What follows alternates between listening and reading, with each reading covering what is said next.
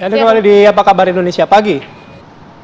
Ya pemirsa, kami hadirkan informasi dari kawasan Tangerang di mana seorang bayi yang lahir dalam keadaan meninggal dunia di Ciledug, Tangerang ini dibawa pulang oleh ayahnya dan disimpan di dalam lemari pendingin. Bayi laki-laki itu kemudian meninggal dunia informasinya pada saat masih dalam kandungan. Ibundanya menjalani perawatan di rumah sakit. Sementara jenazah bayi kemudian ditempatkan di dalam lemari pendingin oleh ayahnya dengan alasan tidak memiliki uang untuk proses pemakaman. Setelah diurus oleh petugas kelurahan dan kecamatan, kemudian bayi itu langsung dimakamkan di TPU Selapajang Neglasari, Tangerang pada 2 hari setelah ia dinyatakan meninggal dunia. Dan saat ini kasusnya pun juga masih terus didalami oleh Polsek Ciledug. Ya, lalu bagaimana sebenarnya kehidupan dari keluarga ini? Lalu bagaimana juga statement dari para tetangganya gitu ya. Kami akan hadirkan informasi dari Prita Zega, dari rekan kami yang sudah ada di lokasi untuk menyampaikan informasi lebih lengkap termasuk juga berbincang dengan narasumber kami di sana. Zega. Silakan Prita. Ya, selamat pagi pemirsa. Memang ini sedang heboh, seorang bayi yang sudah meninggal diletakkan di dalam lemari pendingin atau freezer. Dan ini bukan orang lain pemirsa, ini ayah kandungnya sendiri. Bukan tanpa alasan, seorang ayah meletakkan bayi yang sudah dinyatakan meninggal, ia letakkan di dalam freezer. Alasannya karena tidak ada biaya untuk pemakaman pemirsa. Namun saat ini pemirsa, info terbaru memang bayi ini sudah dimakamkan. Dan saat ini memang pelaku sudah diamankan dan juga ibunya sedang dirawat di rumah sakit saat ini. Dan dari kabar yang kami dapatkan memang istri dari pelaku ini sempat dirawat karena mengalami kritis akibat karena mengalami pendarahan. Saya cukup iba pemirsa karena mendengarnya saja ini sangat menyayat hati begitu. Dan saat ini pemirsa, saya sudah berada di lokasi di mana ini adalah kosan tempat tinggal pelaku dan istri, tempat di mana lokasi kejadian seorang ayah meletakkan anaknya di dalam freezer dengan alasan tidak ada biaya pemakaman. Dan saat ini pemirsa, saya akan mengajak Anda sebenarnya bagaimana sih kehidupan sosial pelaku ini dengan warga sekitar. Saat ini saya sudah bersama dengan Pak Yono, ini adalah tetangga dari pelaku dari kejadian. Halo Bapak, selamat pagi. Ya, selamat pagi. Pak Yono, sebetulnya Bapak tahu nggak kejadiannya seperti apa? Awal mulanya saya sendiri nggak tahu, itu kejadian hari Senin, Selasa pagi ya. Itu, nah ketika hari Selasa itu pun warga di sini juga nggak tahu karena itu hebohnya itu di hari Rabu.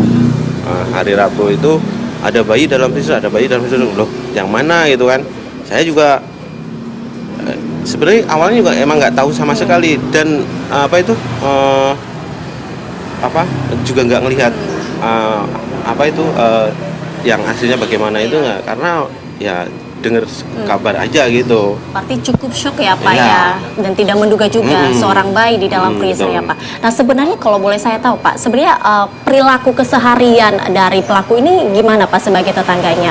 Saya sebagai tetangganya, saya kan ya beda pintu lah, jauh lah. Saya juga Di depan ya? Di depan itu ada kios, dia di belakang ada saya kontrakannya. Itu emang kalau sosialisasi sering berbicara, ngobrol itu terus saja nggak pernah, nggak tahu saya kalau sama saya ya, kalau sama yang lain saya nggak tahu. Terus nama asalnya dari mana atau pekerjaannya saya nggak tau juga. Oke, bisa dibilang berarti Bapak ini kurang bersosialisasi juga dengan tetangga-tetangga sini ya? Ya, saya setahu aja gitu. Tapi Bapak pernah melihat nggak? Kalau melihat sosoknya, ya karena kan sering keluar masuk dari gang inilah, dari sosok bapaknya ya ibunya. Gitu. Tapi tahu nggak kalau istrinya ini hamil Pak sebenarnya? Nah saya malah nggak berpikir atau nggak menduga sampai ke situ. Keseharian biasa aja, tahu-tahu ada kabar begini gitu. Oke, berarti Bapak tahu istrinya hamil pas saat kejadian ini tiba-tiba ada bayi yang sudah meninggal begitu yang diletakkan di dalam freezer ya Pak ya. Oke, berarti memang Bapak tahu nggak dia sudah berapa lama Kalau tinggal di sini? berapa lamanya persisnya nggak tahu, cuman kalau dibilang lama karena ya kemungkinan itu 1 tahun kurang lebihnya ada lah. Oke. Udah lama juga. Oke, berarti pas saat kejadian pelaku juga tidak ada minta tolong begitu ya kepada tetangga? Nggak ada kabar itu. Oke. Nggak ada kabar untuk saya ada istilah kata yang bersangkutan ada musibah atau bagaimana atau ngobrol sama tetangga itu nggak ada kabar sama sekali. Oke, gitu. tapi setelah kejadian itu bagaimana respon dari masyarakat Pak setelah melihat kejadian ini? Kemarin dia sempat warga ini yang terutama yang dekat ini ya yang di depannya beliau ini untuk warung-warung itu juga kok ada begitu, ada musibah begitu kok nggak ngomong istilah kata gitu. Seandainya ada omongan kan warga juga bisa setidaknya membantu atau gimana atau entah itu nggalang dana atau gimana itu dari omongan warga ada kemarin itu. Sebenarnya ada inisiatif warga. Ada. Seandainya mungkin Pak pelaku ini bisa minta tolong ke warga, tapi mungkin Pak pelaku ini juga agak tertutup ya sedikit ya kepada tetangga di sini dan kurang bersosialisasi ya. Gitu.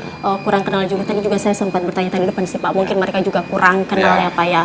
Oke, baik, terima kasih banyak Pak Yono atas waktunya. Ya pemirsa, begitu tadi mungkin wawancara saya kepada tetangga di sini. Memang dari pelaku ini kurang dikenal oleh masyarakat. Bahkan tadi beberapa warga yang sudah saya tanyakan di sini juga mereka kurang mengenal dan mereka mengatakan bahwa kalau memang seandainya mungkin pelaku minta tolong mereka akan menggalang dana seperti itu pemirsa. Pemirsa, saya akan terus menggambarkan untuk Anda usai jeda berikut ini.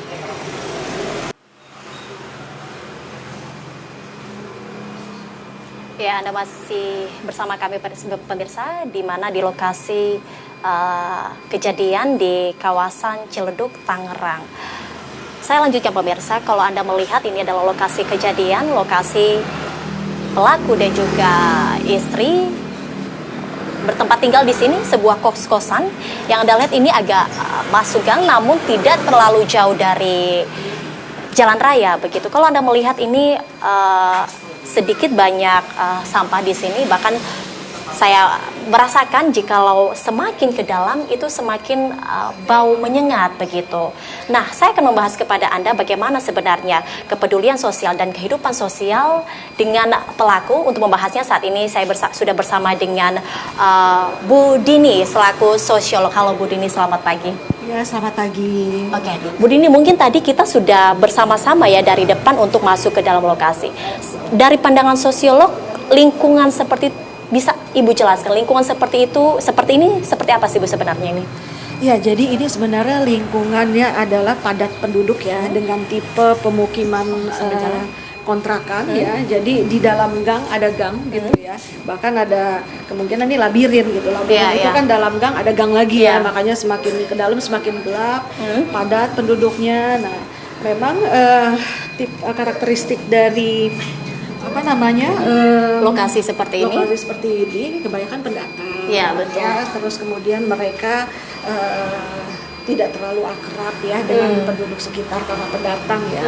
Nah, ini yang memungkinkan terjadinya ketidaktahuan ya atas peristiwa yang terjadi gitu. Jadi kan kalau misalnya masyarakat asli atau lokalnya ini guyup gitu ya, ada arisan warga, dana sosial yang di dalamnya juga ada dana kematian, dana pernikahan gitu ya. Nah, karena dia pendatang, dia mungkin tidak memiliki rasa untuk berbaur ya atau guyup. Nah, ini yang membuat ketika ada masalah, terutama masalah keuangan ya, dalam hal ini tidak bisa menguburkan bayinya, tidak bisa ditalangi gitu loh dengan dana sosial yang levelnya di RT atau RW itu. Berarti sama seperti tadi pengakuan warga yang sempat saya wawancara, memang warga ini agak sedikit tertutup karena memang dia juga pendatang ya Bu begitu ya.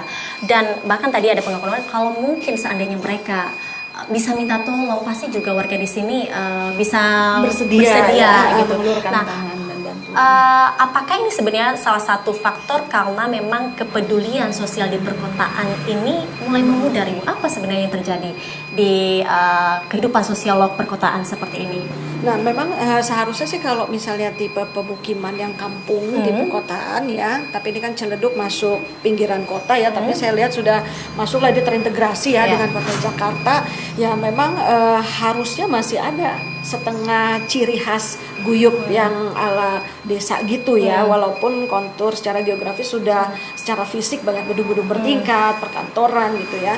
Nah, tapi memang sekarang karakteristik individualis ini tidak hanya di kota tapi juga suburban area ya atau pinggiran kota yang tadinya di pemukiman yang tipe kelas menengah atas ya, dalam artian kompleks ya, tapi ternyata udah masuk nih ke dalam kontrak-kontrakan dan pemukiman padat penduduk gitu. Nah, ini yang saya khawatirkan semakin tergerus ya atau ada degradasi gitu ya dari kan ini tolong menolong gitu ya, karakter kekeluargaan, paguyuban ya, paguyuban warga, misal warga. Ini kan khas ya Indonesia gitu. Nah, kalau semakin tergerus, nah ini akan terjadi seperti ini gitu. Banyak permasalahan yang dialami warga tidak bisa diketahui gitu loh, karena kan orang lebih memikirkan dirinya sendiri ya dan tidak mau gitu loh membuka interaksi, komunikasi gitu dengan tetangganya atau minimal RT RW setempat ya gitu.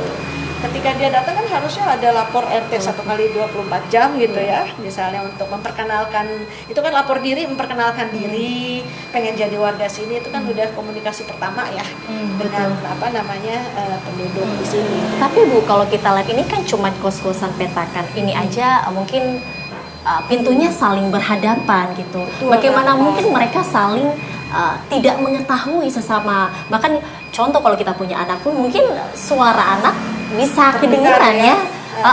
Bagaimana itu Bu? Nah iya, ini luar biasa ketertutupan ya dari karakter ya dari Pak Sutri ini ya gitu. Jadi memang ya ini juga pembelajaran sih bagi kita, maksudnya kita tidak bisa hidup sendiri gitu kan, kita harus berinteraksi karena kalau ada apa-apa memang kan tetangga yang paling cepat berespon ya atau menolong kita, dan memang ada baiknya kita mengikuti kegiatan-kegiatan yang ada di lingkungan ketetanggaan kita. RT kita lah sebagai unit yang terkecil ya, terus tetangga kanan kiri kita saling tegur atau sapa, walaupun misalnya kita memang bekerja ya, ada urusan masing-masing, pergi pagi pulang sore, tapi kita kan human ya, manusia gitu, jangan hilangkanlah sifat-sifat atau karakteristik kemanusiaan kita ya yang menjadi ciri khas kita itu atas nama modernitas ya gitu. Betul.